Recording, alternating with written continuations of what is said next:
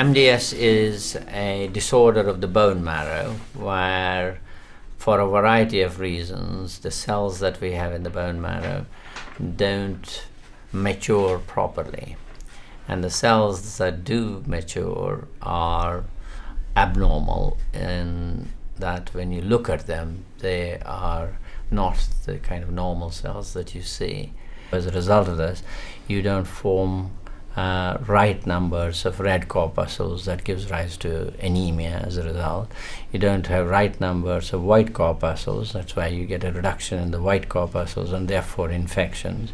You don't get right numbers of platelets, and that's why propensity to bruising and bleeding. Over a period of time, MDS changes from this relatively benign condition to frank leukemia. The average age of patients is about 72 years, and we don't know exactly the cause, but there's no doubt that in some patients the treatment with chemoradiotherapy leads to the MDS. However, in most cases, there is no specific cause that we can link directly with MDS, and these cases are called as primary MDS. How many patients there are in the UK, estimates vary, but overall the incidence is around 3 to 4 cases per 100,000 of the population. But the incidence increases sharply after the age of 70 and 80, when the number of patients per 100,000 of the population increases very sharply to something like 80 cases per 100,000 of the population.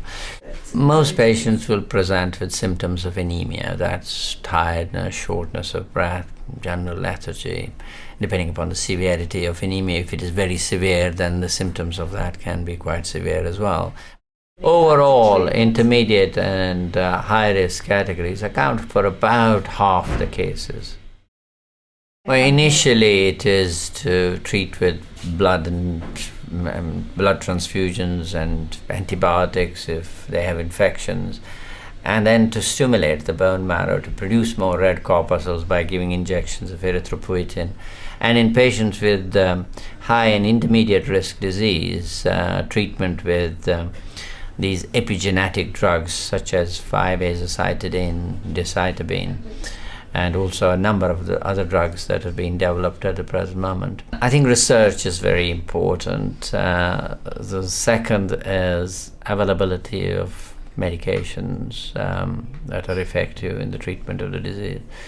And third is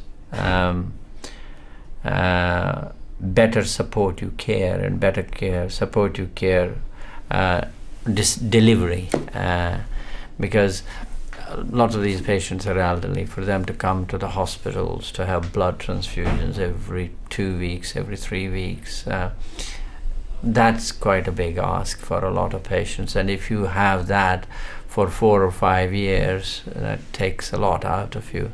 So the delivery of that supportive care and how we can achieve that closer to home for patients, that's quite an important thing too.